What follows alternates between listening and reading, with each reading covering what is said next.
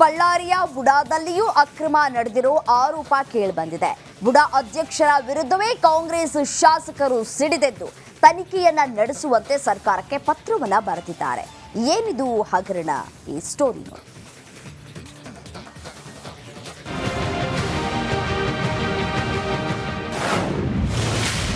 ಮೂಡ ಆಯ್ತು, ಇದೀಗ ಬುಡಾ ಸರದಿ. ಬಳ್ಳಾರಿ ಪ್ರಾಧಿಕಾರದಲ್ಲೂ ಅಕ್ರಮದ ವಾಸನೆ. ರಿಪಬ್ಲಿಕ್ ಕನ್ನಡದ ಮತ್ತೊಂದು ಎಕ್ಸ್ಕ್ಲೂಸಿವ್.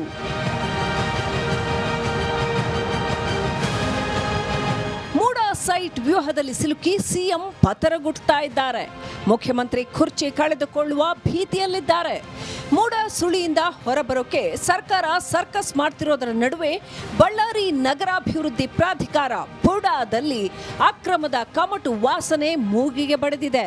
ದಿನಾಂಕ 7/3/2024 ಮತ್ತು ದಿನಾಂಕ 8/7/2024 ಈ ಎರಡು ಸಾಮಾನ್ಯ ಸಭೆಯ ನಡವಳಿಗಳಲ್ಲಿ ನಿರ್ಣಯ ಮಾಡಬೇಕಾದ್ರೆ ಅವ್ಯವಹಾರವಾಗಿರುತ್ತೆ ಅಂತ ಅಂದ್ಬಿಟ್ಟು ಬಂದಿರುವಂಥ ದೂರುಗಳ ಆಧಾರದ ಮೇಲೆ ಸರ್ಕಾರದಿಂದ 7 ದಿನಗಳಲ್ಲಿ ತನಿಖೆ ಮಾಡಿ ಕಡತ ಮಂಡಿಸುವಂತೆ ಆದೇಶ ಆಗಿರುತ್ತೆ.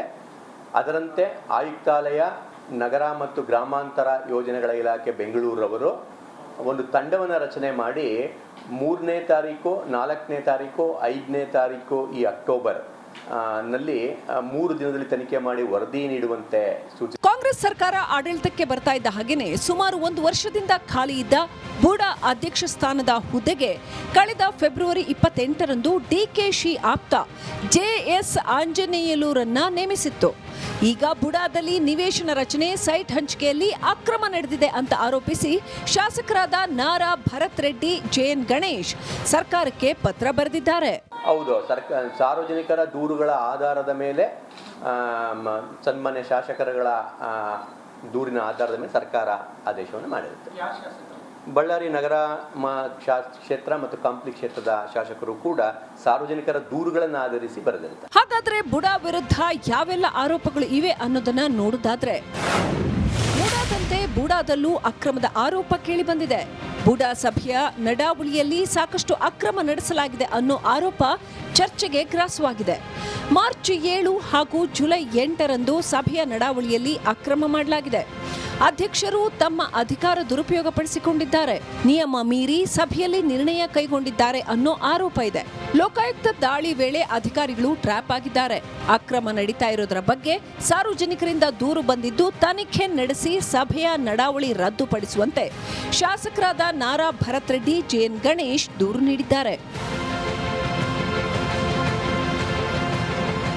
ಶಾಸಕರು ದೂರು ನೀಡ್ತಾ ಇದ್ದ ಹಾಗೇನೆ ಅಲರ್ಟ್ ಆದ ಸರ್ಕಾರ ತನಿಖೆಗೆ ಧಾರವಾಡ ವಲಯ ಕಚೇರಿಯ ನಗರ ಮತ್ತು ಗ್ರಾಮಾಂತರ ಯೋಜನಾ ಅಪರ ನಿರ್ದೇಶಕರ ನೇತೃತ್ವದ ಸಮಿತಿ ರಚಿಸಲಾಗಿದೆ. ವರದಿ ನೀಡಿದ ಬಳಿಕವಷ್ಟೇ ಸತ್ಯಾಸತ್ಯತೆ ಹೊರಬೀಳಲಿದೆ. ರೇಣುಕಾರಾಧ್ಯ, ರಿಪಬ್ಲಿಕ್ ಕನ್ನಡ, ಬಳ್ಳಾರಿ.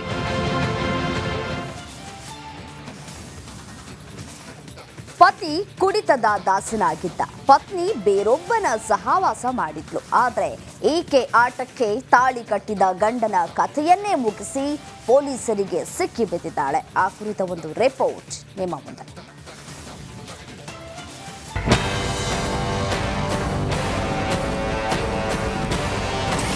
ಪತ್ನಿ ಪರಸಂಗದ ಆಟಕ್ಕೆ ಪತಿ ಬಲಿ,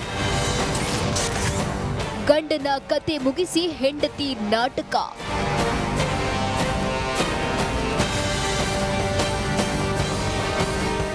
ಇಲ್ಲಿ ನೋಡಿ, ಈಕೆ ಮುಖ ನೋಡ್ತಿದ್ರೆ ಪಾಪ ಅಮಾಯಕಿ ಅಂತ ಅನ್ಸುತ್ತೆ ಅಲ್ವಾ? ಆದ್ರೆ ಫೋಟೋದಲ್ಲಿ ಕಾಣುವಷ್ಟು ಮುಗ್ಧೆ ಅಂತೂ ಅಲ್ಲ ಇವಳು. ಇವಳ ಹೆಸರು ದಿವ್ಯಾ. ಈಕೆ ಮಾಡಿರೋ ಕೆಲ್ಸ ಕೇಳಿದ್ರೆ ಯಪ್ಪ ಅಂತ ಬಾಯಿ ಮೇಲೆ ಬೆಳ್ಳಿಟ್ಕೋತೀರಾ.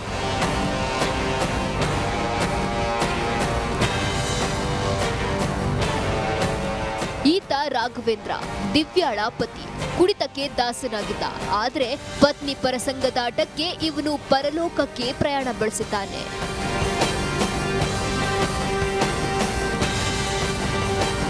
ಪ್ರಿಯಕರನೊಂದಿಗೆ ಸೇರಿ ಗಂಡನ ಮರ್ಡರ್. ತನಿಖೆಯಲ್ಲಿ ಡೌರಾಣಿ ಬಣ್ಣ ಬಯಲು. ಹೌದು, ಚಿತ್ರದುರ್ಗದ ಚಳ್ಳಕೆರೆ ತಾಲೂಕಿನ ಯಾದಲಗಟ್ಟೆ ಗ್ರಾಮದಲ್ಲಿ ಇಂತಹದ್ದೊಂದು ಕೊಲೆ ನಡೆದಿದೆ. ಒಂದ್ ಕಡೆ ಗಂಡನ ಎಣ್ಣೆ ಕಿಕ್ಗೆ ಬೇಸತ್ತಿತ್ತು, ಮತ್ತೊಂದ್ ಕಡೆ ಲವ್ ಅಲ್ಲೂ ಬಿದ್ದಿದ್ಲು. ಮುಂದೆ ಇವರಿಬ್ಬರ ಪ್ರೇಮ ಪಲ್ಲಂಗದಾಟಕ್ಕೆ ಗಂಡ ಅಡ್ಡಿಯಾಗ್ತಿದ್ದಾನೆಂದು ಗಂಡನ ಕಥೆಯನ್ನೇ ಮುಗಿಸ್ಬಿಟ್ರು.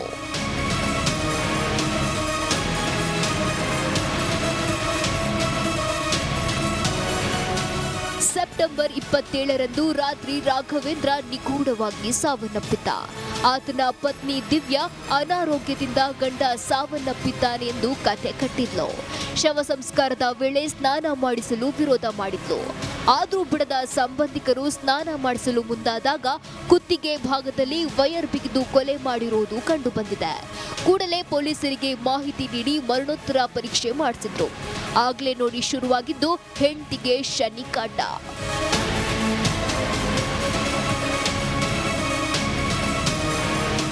ಕೊಲೆ ರಹಸ್ಯ ಬಯಲಾಗ್ತಿದ್ದಂತೆ ಪೊಲೀಸರು ತನಿಖೆ ಆರಂಭಿಸಿದ್ರು.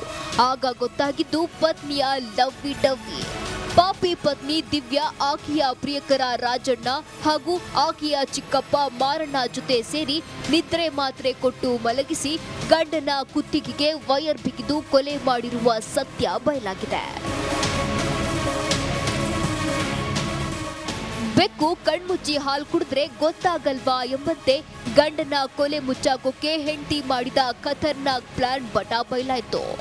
ಸದ್ಯ ಮಾಡಿದ್ದುಣ್ಣೋ ಮಾರಾಯ ಎಂಬಂತೆ ಕೊಲೆ ಆರೋಪಿಗಳು ಇದೀಗ ಕಂಬಿ ಹಿಂದೆ ಸೇರಿದ್ದಾರೆ.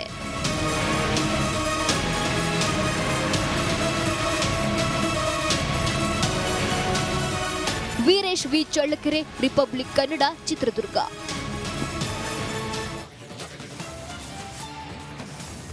ಆ ಭಾಗದ ಜನ ಕಾಡಾನೆಗಳ ಹಾವಳಿಗೆ ಬೇಸತ್ತಿದ್ರು. ಹೀಗಾಗಿ ಆನೆಗಳ ಉಪಟಳ ತಪ್ಪಿಸುವಂತೆ ಆಗ್ರಹಗಳು ಕೂಡ ಕೇಳಿಬಂದಿತ್ತು. ಆ ಬೇಡಿಕೆ ಇದೀಗ ಈಡೇರಿದೆ. ಆ ಕುರಿತು ಒಂದು ರಿಪೋರ್ಟ್ ನಿಮ್ಮ ಮುಂದೆ.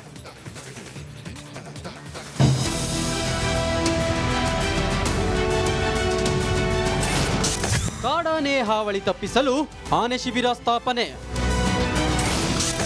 ಕಾಫಿನಾಡು ಮಲೆನಾಡಿಗರಿಗೆ ಗುಡ್ ನ್ಯೂಸ್.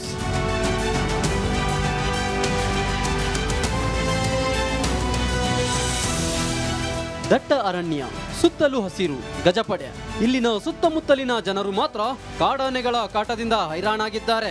ಹೌದು, ಕಾಫಿನಾಡು ಚಿಕ್ಕಮಗಳೂರಿನಲ್ಲಿ ಕಾಡಾನೆಗಳ ಉಪಟಳ ಹೆಚ್ಚಾಗಿತ್ತು. ಇದರಿಂದ ಇಲ್ಲಿನ ಜನರು ಬೇಸತ್ತು ಹೋಗಿದ್ರು. ಆದ್ರೀಗ ಇಲ್ಲಿನ ಜನರಿಗೆ ಗುಡ್ ನ್ಯೂಸ್ ಸಿಕ್ಕಿದೆ. ಇನ್ಮುಂದೆ ಜಿಲ್ಲೆಯ ಭದ್ರಾ ಅರಣ್ಯ ಧಾಮದಲ್ಲಿ ಆನೆ ಶಿಬಿರ ಸ್ಥಾಪನೆಯಾಗಲಿದೆ. ಇದರಿಂದ ಕಾಫಿನಾಡಿಗರ ಮೊಗದಲ್ಲಿ ಮಂದಹಾಸ ಮೂಡಿದೆ.